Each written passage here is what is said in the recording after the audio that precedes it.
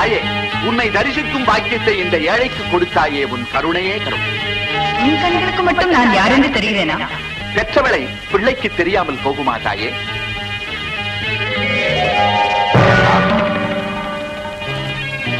மற்றவர் கண்களுக்கு பாம்பாக தெரியும் நான், என்னுடைய பக்தனின் கண்களுக்கு மட்டும் பகவதியாக தெரிவதில் எனக்கு மகிழ்ச்சிதான். தாயே, என் முன்னோர் செய்த புண்ணியம் உன் முக தரிசனம் எனக்கு கிடைத்தது. பல தலைமுறைகளில் உயிர் தியாகம் செய்து வந்த பரம்பரையில் வந்தவன் நீ. அதனால் தான் உன் கண்களுக்கு தெரிந்து விட்டேன். வருகிறேன். மன்னிக்க வேண்டும். அரசியாருக்கு குழந்தை பிறக்கப் போகும் இந்த சமயத்தில் யார் உள்ளே சென்றாலும் அதன் காரணத்தை தெரிந்து கொள்ள வேண்டியது என் கடமை. காரணம் இல்லாமல் காரியம் ஏது?